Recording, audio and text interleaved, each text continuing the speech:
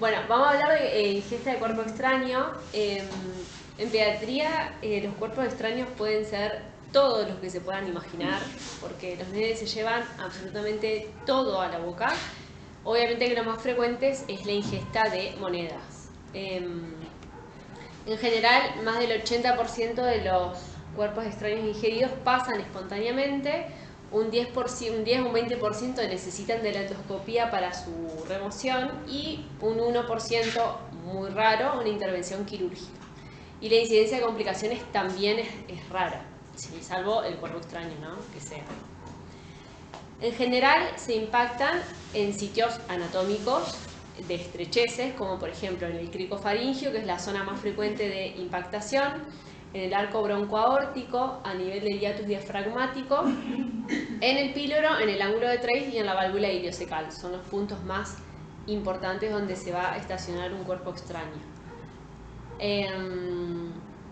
Dentro de lo que es la evaluación del paciente, obviamente la anamnesis es muy importante porque no es lo mismo tener un paciente sano, sin antecedentes previos, que tener un paciente que tiene antecedentes de o una atresia de esófago o una estenosis de esófago o algún trastorno de la motilidad.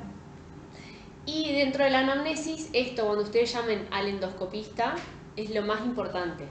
Las características del objeto, o sea, saber qué fue lo que se tragó el paciente, a qué hora fue y cuánto de ayuno tiene, porque eso va a depender en qué momento le vamos a hacer la endoscopía, salvo que sea una pila, ¿sí?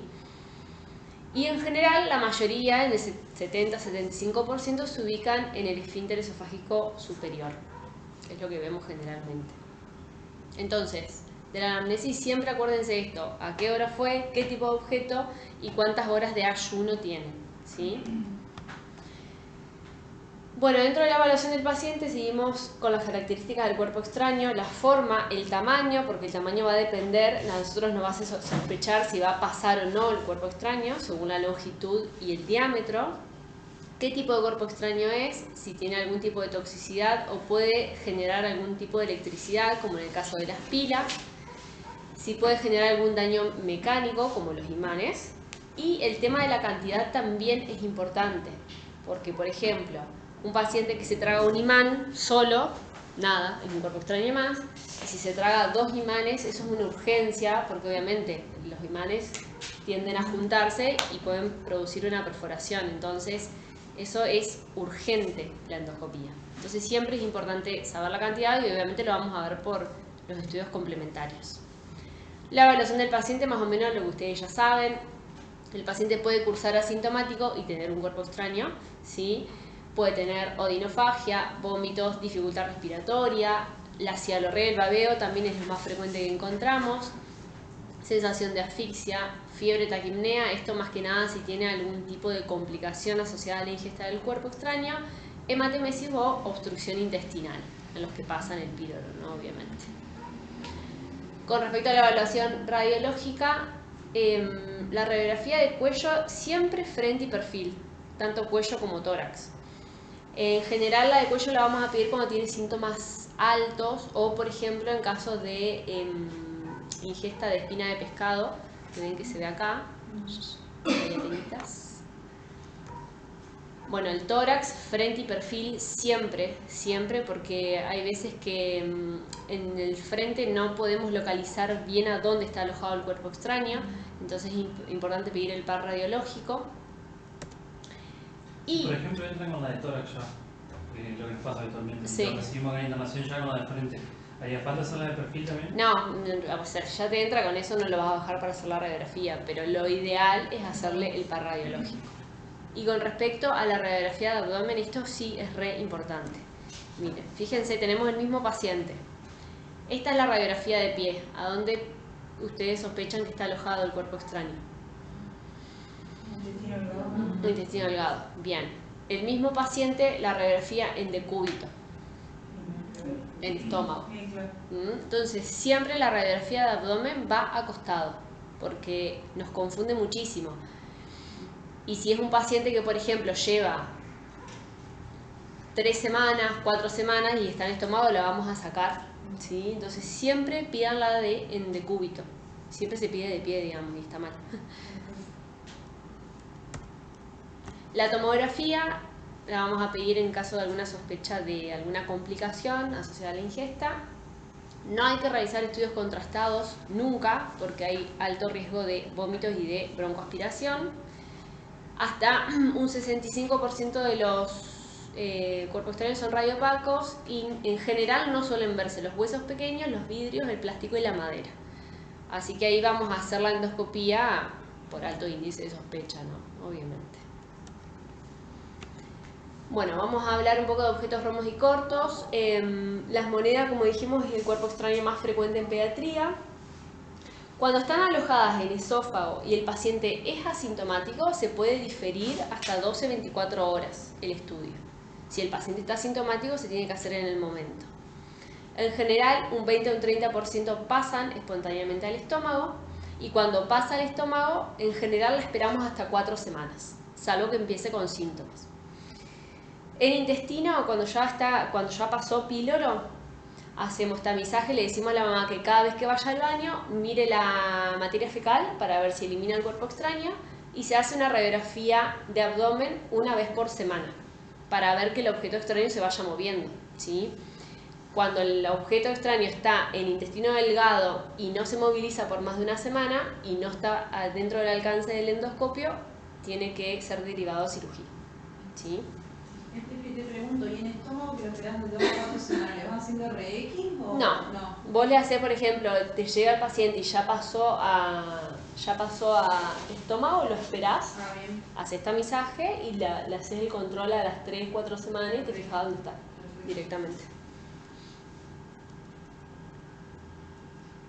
Entonces, con respecto a lo que hablamos, el cuerpo extraño del esófago es una emergencia, o sea, se puede diferir hasta 24 horas. Esto va a depender también mucho del ayuno del paciente. ¿Y por qué no más de 24 horas? Porque hay alto riesgo de lesión por decúbito y perforación, en general, en la mayoría de los casos. Me río porque hace poco tuvimos un paciente que hacía un año tenía una moneda en esófago, chicos. Yo no lo puedo creer, o sea, si no lo veía, no lo creía, y real. Hace un año tenía la moneda en esófago.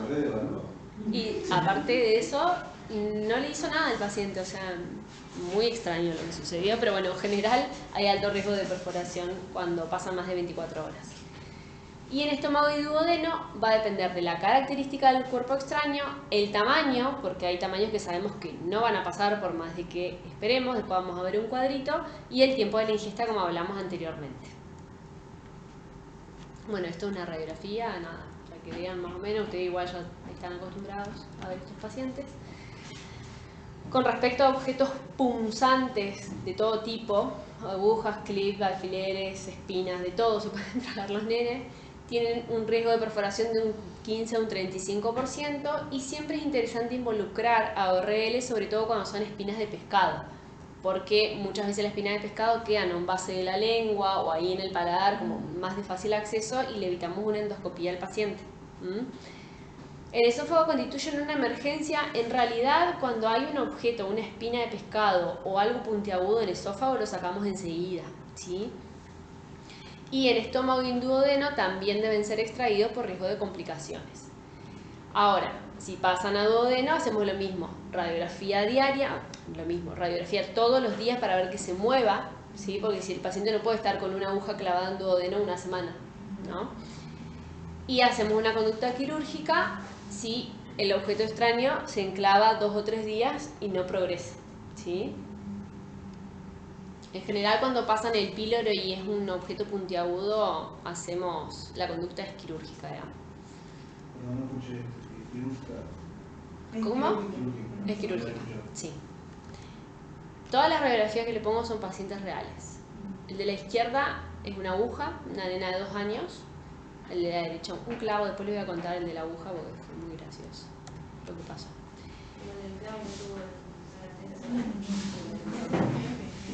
¿Qué? Entró un paciente que hacía fiebre, como 2 semanas después le hacen una radiografía y tiene un clavo. ¿A dónde? En el intestino. ¿Y qué le hicieron? Y lo terminó entrando cirugía. Sí. Bueno, y la laringoscopía, lo que hablamos recién, generalmente las espinas en los cartílagos de pescados llamemos a RL porque tal vez le evitamos una endoscopía y una anestesia y todo lo que eso conlleva. Pila botón y los imanes, que es la estrella del cuerpo extraño en pediatría, producen lesión por quemadura eléctrica y necrosis por la misma lesión que produce la ingesta de cáusticos, ¿sí? Cuando están en esófago es una urgencia, no importa si el paciente tiene ayuno o no tiene ayuno, hay que sacarlo enseguida porque a las 2 horas ya podemos ver daño en la mucosa del esófago, ¿sí? Ahora, si pasa el esófago, en estómago la podemos esperar hasta 48 horas. A ver, en general, esto es lo que está escrito en las guías, ¿no? Una pila en estómago la sacamos. O sea, esperamos ahí sí el ayuno y la sacamos. Pero bueno, para que ustedes sepan, lo que está escrito hasta 48 horas en estómago se puede esperar. ¿Por qué? Porque la mucosa del estómago es mucho más gruesa, digamos, que el esófago, que es mucho más fácil de perforar, ¿sí? Aparte, calculo que el ácido del esófago, del estómago, debe contrarrestar un poco de la pila. Sí, en realidad lo que pasa en esófago con la pila es que se aproximan las dos paredes del esófago, entonces eso hace que el daño sea tan rápido. En cambio en el estómago la pila no tiene dos paredes conectadas, entonces queda como medio enrollando, digamos. Bueno, y en duodeno el 85% se eliminan dentro de las 72 horas y se sigue también con radiografía cada 3 a 4 días, ¿sí? Y como hablamos antes, si hay imanes, sí o sí la extracción es urgente si es más de uno, sin importar dónde estén, digamos. Esto también es un paciente real con una pila en duodeno y el de arriba es una pila en esófago. Y bueno, la radiografía no es tan fácil de ver como ahí, porque ahí se revé, pero bueno, tenemos el doble halo que nos puede orientar a que es una pila y no es una moneda. Más de acá nunca. Una vez Sí, vi una. una vez yo vi una. Sí, ahí tenía una aclaración. Una vez hubo una que vino de Viales, que estábamos haciendo aquí una moneda de 2 pesos, porque se veía tener la moneda de 2 pesos que tiene 2 metales diferentes, entonces se veía como un doble halo y estaba la duda. Porque era la radiografía que venía de Viales, estaba re bien, se veía bien, el signo 2 de 2 pesos para mí, pero la de acá no se veía nada. Sí.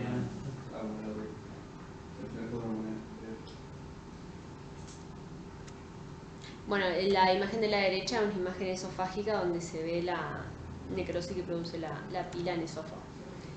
Y en estómago, bueno, más ahí se ven unas ulceritas, es raro que se perfore, pero bueno, eso es causado también por una pila, ingesta de pila. Y acá este cuadrito está bueno porque como que nos simplifica cuándo extraer el cuerpo extraño. En esófago siempre se extraen, a nivel en estómago y en duodeno va a depender si son afilados y puntiagudos, si son de más de 5 centímetros de longitud y más de 2 de ancho, raramente pase, entonces no lo esperamos y lo sacamos, ¿sí? Y si contienen sustancias cáusticas como la pila, lo sacamos a las 48 horas, no esperamos. Y en los estacionarios, luego de 4 semanas en estómago y luego de 1 semana en duodeno. O sea, luego de 1 semana en intestino cuando no se mueve, digamos. Por eso hacemos la radiografía 1 vez por semana. Bueno, como conclusión, todo paciente con cuerpo extraño en esófago se debe observar, ¿sí? Y se realiza el procedimiento dentro de las 24 horas en esófago, salvo que sea una pila. Una pila es una urgencia, en estómago se espera hasta 48 horas. Imanes, urgencia si son más de uno. Moneda en estómago se espera hasta 4 semanas y obviamente que en todos los pacientes es muy importante la prevención siempre. En el consultorio, cuando ustedes hagan consultorio de pediatría, siempre hablen de estos temas con los padres. Bueno, acá les voy a mostrar algunos pacientes. No sé si te puedo contar algo. Sí, claro. Un nene se tragó una moneda, yo le hago la radiografía y la veo en sus ojos. Sí. ¿Cómo sé yo si puede llegar a progresar o no? ¿Por el tamaño? En realidad, si vos el paciente viene, es que va a depender mucho en el horario en que te caiga y el ayuno que tengas. Si por ejemplo el paciente te cae el jueves a las 8 de la noche, vos vas a hablar con el endoscopista y te va a decir dejalo a dieta cero, mañana programamos la endoscopía, pero antes de la endoscopía le hacemos una radiografía. Y en general siempre termina pasando. Pero lo tenés que dejar en observación, porque si a las 24 horas o sea el otro día sigue estando en el mismo lugar, hay que hacerle el procedimiento, digamos. Pero o sea, toda la ingesta que veamos en el sofá hay que dejarlo en la observación. Siempre, Siempre. sí. Siempre, siempre. Porque no sabemos, o sea, Claro, hay pilas, las que yo digo, las pilas... yo digo las pilas botones y las pilas moneda, porque viste que hay pilas que son más chiquitas y otras que son más grandes. Hay pilas chiquitas que vos decís, esta seguro que pasó y no pasa, como que no sabes bien. En No esófago sabes. es difícil saber si va a pasar o no. En general pasan, pero lo tenés que observar, digamos. Bueno, este es un paciente de 2 años que se tragó una cadenita, estaba en el estómago y se sacó sin complicaciones. 15 años se tragó un alfiler. Y ahí se ve a la derecha, está clavado, o sea, ese es el píloro, el que se ve el agujerito este. Sí. Este es el píloro, estaba clavado acá en antro. Nada, igual se sacó sin complicaciones. Este 5 años se tragó, que no sé, esto es de un llavero, me parece que era. Y había quedado, mira, esto es re chiquito, o sea, es largo, pero es chiquito, pero se quedó igual en esófago y lo tuvimos que sacar. 3 años se tragó el palito de un chupetín, que eso no lo veíamos por radiografía, pero la madre había dicho y el nene llegó con cialorrea, estaba asintomático y bueno. Eso te voy a preguntar a Steffi, perdón, pero el tema del plástico, o sea, ¿cuáles son las imágenes que menos resaltan para tener en cuenta si existe? El plástico no se ve. Plástico no se ve. Plástico no se ve, vidrio no se ve, madera no se ve. No. Y el de las duelas, Y es, igual. claro, Con sí. síntomas y todo. Sí, es más sintomático que otra cosa, digamos. Bueno, este es un paciente de 1 año. Lo vemos, tragó el clavo. Ven que ya pasó el píloro. Claramente se ve acá. Entonces, ¿qué hicimos? Lo esperamos. Las 48 horas, medio rápido, le hicimos la radiografía. Ya había pasado, así que ese paciente lo eliminó por materia fecal. Asintomático. Y este paciente, 2 años tenía, cuando nos consulta, se tragó una aguja de acupuntura. Fíjense que acá se ve, o sea, va de acá hasta acá la aguja. ¿Ven? Era enorme la aguja, una cosa de loco. Bueno, el paciente se la había ingerido, asintomático. Dijimos, ya había pasado, por la radiografía había pasado píloro. Y dijimos, bueno, vamos a esperarla, la dejamos en observación y vemos. La hacemos a las 24 horas una radiografía, estaba exactamente en el mismo lugar, listo, tercer día dijimos no se movió, no le vamos a hacer una endoscopía porque quedó clavada y no sabíamos si íbamos a llevar con el endoscopio. Y es muy difícil en este tipo de cuerpo extraño traer sin lesionar, porque imagínense que traemos una punta afilada. Entonces le hizo cirugía láparo. Y esta es la aguja que había pasado el duodeno y se había clavado en el hígado. Fíjense acá. No, fue buenísimo este caso. Y la nena estaba como que sin nada, digamos, ¿no? Sí, asintomática, cada vez que le iba a ver estaba saltando arriba de la cama, digamos. Pero bueno. Claro. Y ahí estaba la aguja. Tampoco sin complicaciones, por suerte, se la sacaron. Y este paciente les traigo porque fue una nena de 5 años que llaman a endoscopía a las... Se había tragado, llega la nena con un poco de cialorrea, pero nada, estaba bien. Se había tragado una moneda, decía la mamá. No, se tragó. La mamá dijo se tragó algo, yo creo que se tragó una moneda. Y se tragó una moneda, le hacen la radiografía estaba en tercio superior de esófago, sin ayuno y bueno, listo, a las 7 de la mañana le programamos la endoscopía. Se había tragado la moneda, ponele a las 1 de la mañana, 2 de la mañana, llegó a las 3 al sanatorio. Bueno, a ver si me anda esto, que quiero que vean el video.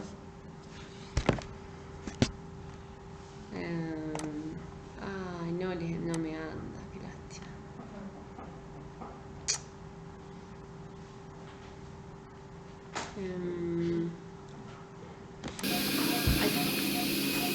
Bueno, esa es la endoscopía de las 7:30 de la mañana. Terrible, bravísimo. ¿Queda con el tubo?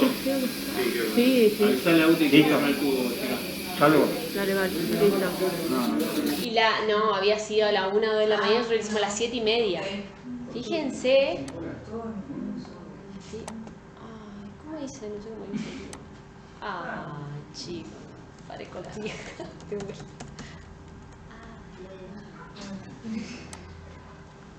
Bueno, lo que quería mostrarles en No, esa... tengo que volver al Power. ¿Eh? Tengo que volver al Power. ¿No? Y si acá lo tengo al Power.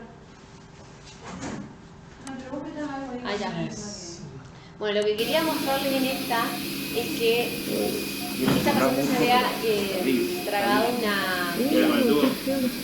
Sí, sí. Avisale a Uti que quiere con el tubo. No saben lo que Salvo. es. Dale, vale, listo. Terrible. Terrible. Ella se había tragado la pila, ponerle 1 o 2 de la mañana. Nosotros hicimos re temprano la endoscopía, 7, 7:30, y nos encontramos eso, obviamente, que no tocamos nada. La piba estuvo internada un montón de tiempo. Por suerte no se perforó. No sé cómo, no sabemos cómo, pero no se perforó. A lo que voy es que siempre es re importante la anamnesis. Es muy importante. Ya sean 1, 2, 3 de la mañana, el horario que sea. Porque claro, uno le hace la radiografía, lo mira más o menos y dice, bueno, listo, es una moneda, y lo dejas pasar y te encontrás con esto que puede ser muy grave. O sea, esta nena anduvo bien, pero nosotros estuvimos medio que dijimos, chau, se va a hacer una perforación, va a ser una mediastinitis y va a pasarla muy mal. Estuvo mucho tiempo de dieta cero hasta que, bueno, se recuperó. ¿Y esos chicos cuando los controlan de vuelta, así, por ejemplo, con esa lesión? Por el- ¿Vuelven a hacer endoscopía? No. Ahí no, porque el tejido es muy friable, digamos, y si el paciente está perforado, estás al horno. A este nene se le internó, una nena se le internó, se puso a dieta cero, empezó con parenteral, se le hizo una tomografía. Cuando vos sospechás una perforación tenés que hacer la tomografía, no había perforación, y después le hicimos una seriada al tiempo, y no pasó nada. Creo que después a los 2 meses le programamos una endoscopía y estaba todo bien. ¿Y No me acuerdo bien. el tejido recupera algo? Sí, recupera. Sí, se recupera. Después vos lo haces y no tiene nada. ¿No queda algún tipo de secuela de la evolución, algo a futuro? No. Yo no la seguí más igual, pero... No, bueno, pero en general. En general no. No, porque es muy puntual, o sea, ahí se ve horrible, pero no es como el cáustico, que por ahí el cáustico te quema todo el esófago y ahí sí es compleja el seguimiento del paciente. Pero bueno, esta nena por suerte anduvo bien, pero en general no. Siempre habría que preguntar la posibilidad de que haya una pila Siempre. cerca y... Siempre, porque después hablando con la madre le dice, ay sí, porque estaba jugando con el control de no sé qué. Y bueno. Es que si tiene esófago una moneda, por ejemplo, y solo tenga celorrea, ¿solo celorrea es criterio para sacar urgente? Sí, Sí. en teoría sí. Sí, por eso. Tendría que tener el ayuno. A esperar el ayuno. Sí, en la pila no esperás el ayuno. Claro. En Pero es- ya tiene dolor y otra cosa ahí sí urgente. Sí, Pero sí. si solo celorrea, Sí, no. también. Si el paciente está sintomático, ya sea cualquier síntoma, la tenés que extraer enseguida. Porque vos no sabés por qué tiene tantos síntomas en realidad, qué pasó ahí en el esófago con esa moneda. Entonces, cualquier tipo de síntomas es extracción urgente. De cualquier cuerpo extraño en esófago, digamos. Sea moneda o sea cualquier cosa, digamos, una villa, no sé, cualquier cosa. Ahí. Bueno, y ahora ya está. Cuerpo extraño, vamos a hablar de ingesta de cáusticos. No es muy largo. Yo lo que hice fue, porque el cáustico es como bastante amplio el tema, pero es muy de especialista. Entonces yo lo que hice fue como enfocarlo para ustedes, para pediatría, para que les sirva para la guardia, digamos. No me flashe tanto. ¿Alguna otra duda con cuerpo extraño? ¿Quedó todo más o menos claro? DEXA y pila o moneda indicar DEXA. ¿En? O sea, las pilas o las monedas indicar la DEXA como para decirlo. No. En la pila depende qué tipo de lesión tenés. Porque como se comporta como un cáustico, como por ejemplo esta que les mostré, ahí sí va IVP, corticoides, antibiótico, depende de lo que encontrás. En los otros cuerpos extraños no indicás ¿Y si sospechás una pila se lo pones de entrada? No. No, después... No, porque en realidad vos vas a ver la pila o vas a hacerle la endoscopía enseguida, no es que vas a diferir tanto. Entonces esperás a ver qué es lo que ves y después le haces las indicaciones, digamos.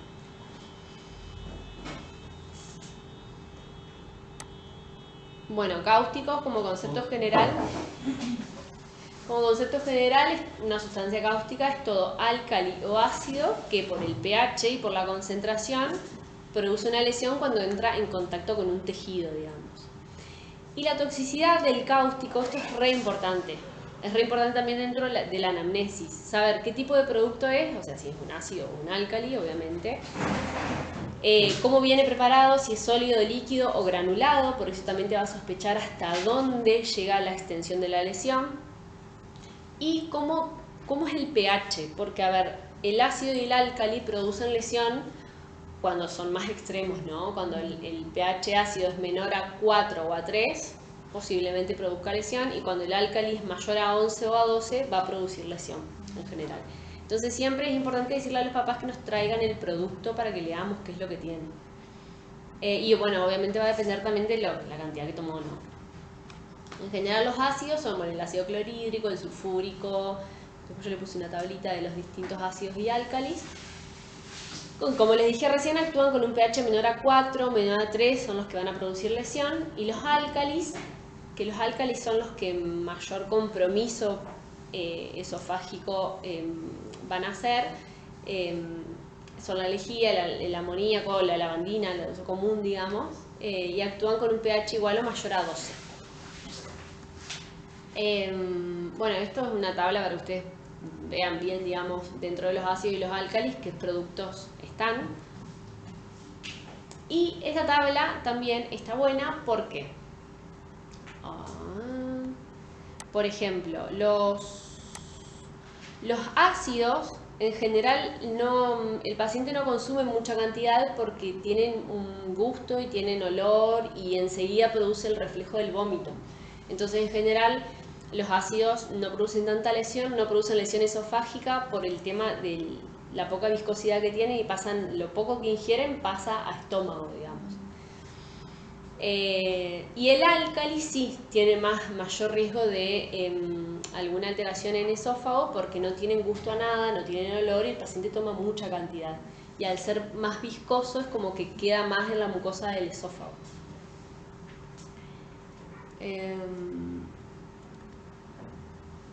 Bueno, y ahí después el ácido y el álcalis producen distintos tipos de lesión. El ácido hace como una escara, entonces tiene poco riesgo de perforación, y el álcalis produce una necrosis por licuefacción, que lo que hace es como romper el tejido y tiene más riesgo de perforación. ¿Y cualquier lavandina o una lavandina? Depende del pH. Ah, por eso. Siempre va a depender. Común de la casa no. Va a depender del pH que tenga, del pH y la concentración del álcali, digamos. Okay. Y si está pura o si está diluida, va a depender mucho de eso. Ahora, ¿qué hacemos? Ustedes están en la guardia. Esto es la filmina más importante de toda la charla. ¿Qué hacemos ante la ingesta de cáustico? Que es lo que no hacemos en realidad. Nunca inducir el vómito. Nunca utilizar agentes neutralizantes, como por ejemplo antes le daban leche como para neutralizar lo que había tomado. No, error. Nunca poner una sonda nasogástrica en una sospecha de una ingesta de cáusticos. Y nunca realizar obviamente un lavado gástrico. Nada de eso tienen que hacer. Porque si quedó un poco de cáustico en la boca o un poco en el esófago, le hacen esto y lo desparraman por todo el esófago. Así que nada, el paciente siempre se interna. Siempre se va a internar, aunque tenga o no tenga síntomas, porque a veces que no tienen nada de síntomas y haces la endoscopía y el esófago es un horror. Así que le hacemos una venoclisis, le hacemos una hidratación, dieta cero, le ponemos IVP y esperamos la endoscopía. ¿Cuándo vamos a hacer la endoscopía? Entre las 12 y las 24 horas, hasta 48 horas con muchas ganas se podría llegar a hacer. No se hace antes porque las lesiones no se pueden ver a veces, porque no se llegan a generar, y no se hacen después de las 24 o 48 horas porque el tejido queda muy friable después de ese momento y hay alto riesgo de complicaciones y de perforación. Cualquier cosa que vos quieras hacer una ingesta de cáustico después de las 24 o 48 horas, ya sea una endoscopía o una seriedad, tiene que ser después de los 20-30 días. Y la radiografía de tórax y abdomen la vamos a sospechar ante alguna complicación, ya sea de perforación o aspiración pulmonar. Ahora, el paciente entra, lo ingresamos, lo dejamos a dieta cero, le ponemos la venoclisis, le ponemos el IVP, le hacen la endoscopía.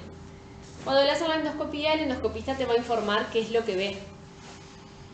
Hay una clasificación endoscópica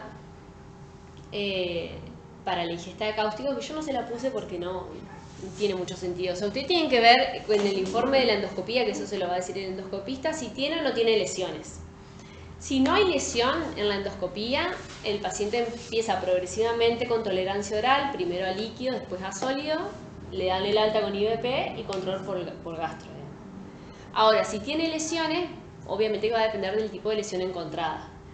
Cuando vos haces la endoscopía podés ver un edema de la mucosa esofágica, o sea, como que la mucosa está más roja, sin nada asociado. En esos casos, en general, no tiene más riesgo de complicación a futuro ese paciente y haces lo mismo, reintroducís paulatinamente, primero líquido, después sólidos, le dejás IVP, le dejás analgesia y lo observás más o menos 48 horas y después ya le puedes dar el alta. Ahora, cuando el paciente en la endoscopía vemos algún tipo de úlcera o una necrosis, que es más o menos parecido al video que yo les mostré anteriormente, ese paciente se interna directamente en terapia, se hace reposo gástrico, ahí sí se hace IVP, se hace analgesia, corticoide y antibiótico. Todo lo hacemos. A veces hemos tenido ¿Han tenido? una úlcera Ajá. que aunque no sale, hemos tenido. Bueno, lo ideal es que quede en terapia. O sea, es como... Obviamente Por lo menos está 48 bien, no es que uno... ¿El corticoide previo a la endoscopía estaría bien? ¿O se espera siempre si ver si tiene lesiones o no? No, vos esperás a ver qué es lo que tiene. Y en base a eso le haces el Le hace el corticoide. corticoide. Sí. No, antes no sería. Hay guías, por ejemplo, las guías españolas, cuando hay una sospecha de ingesta de cáustico, te dice que le hagas todo. Que le hagas antibiótico, corticoide, IVP, hasta la endoscopía. Pero no tiene mucho sentido. Claro, O sea, esperás 12 horas y ves qué le pones, digamos.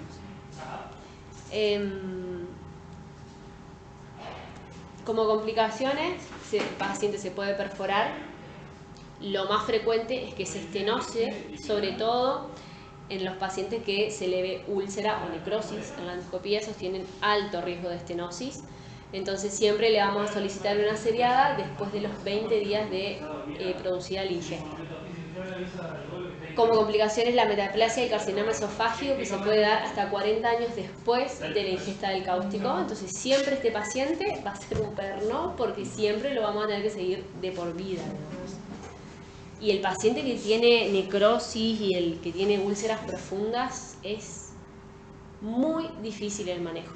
Realmente estos pacientes son tremendos. Y bueno, y está descrito también dentro de las complicaciones la esofagitis eosinofílica. Un detalle, no es lo más importante. Y como hablamos anteriormente, lo más importante en la pediatría es la prevención. Lo que ustedes ya saben de los accidentes domésticos, no dejar estas cosas en envases que el nene puede agarrar, en envases de gaseosa, de lo que sea, al alcance. Siempre háblenlo a esto en el consultorio porque es re frecuente, realmente. Y el paciente que toma un cáustico y tiene lesión esofágica, andan mal generalmente. Andan mal porque se estenosan, tenés que dilatarlos, es un paciente muy difícil, digamos. Nosotros tuvimos una nena en sala 1 que tomó soda cáustica, nada, un poquito. Sí, horrible, esa nena se estenó. Todo el tiempo ingresa para de la estenosis que hace. Claro. A esa niña me acuerdo que en Carrillo le habían dado agua. ¿Qué tan malo es dar agua? Nada. Nada. No le des que dar nada. Nada de nada, absolutamente nada. Es más, le decía a la madre, no le des absolutamente nada hasta que llegue al San Roque y no va a poder tomar nada hasta que se le haga la endoscopía. Es así. Absolutamente nada. No podés manipular, digamos, ese esófago con nada, ni con agua, ni con ningún tipo de sustancia, ni con sonda, ni con nada. Y generalmente cuando nosotros le hacemos la endoscopía ya le ponemos la sonda ahí en el momento para después alimentarlo, sobre todo cuando hay necrosis o algún tipo de úlcera. Y nada más. Ahora tuvimos un de alguien. También esa tiene una serie fue la de Rómato, ¿sí? Yo la madre que tuve fue en la sopa, si lo hacemos. No, pero la sopa, toda la boca mano. La que yo la otra vez, hace unos sábados, de radio le cambiaste. Sí, ese que me cambiaste que me pediste de la botella. Bueno, ese dentro uno. ¿En serio? Sí, que se había tomado un producto que usaba el padre en el campo. Ajá. Era un cáustico. Un cáustico, me parece. Tenía mucho amonio igual la campera. Sí, que después tuvo una lesión de grado 3, creo que Ajá. que dijo, y después al día siguiente le sacó, nosotros dejamos antibiótico, IVP y Dexa por Biopax, y al día siguiente a veces no le saqué las cosas porque la había venido, ¿Había venido qué? ¿Qué? No te escuché lo que dijiste. Que le sacó al día siguiente, o sea, le hizo la endoscopía, me explicó esto de que tiene que pasar por lo menos 12 horas, y al día siguiente le sacó la Dexa y el antibiótico. Le habíamos puesto y quedó con el IVP nomás. Pero nada, la nena parece que había agarrado una desengrasante químico. No saben que era gente de campo que trabajaba en el campo y la nena viene llorando y lo único que había era como un polvo que usan ellos para limpiar las máquinas. El papá dice que siempre lo tiene arriba, pero como que bajó el tarro grande. Era raro porque la nena tenía toda una quemadura también en el cuello y en el abdomen.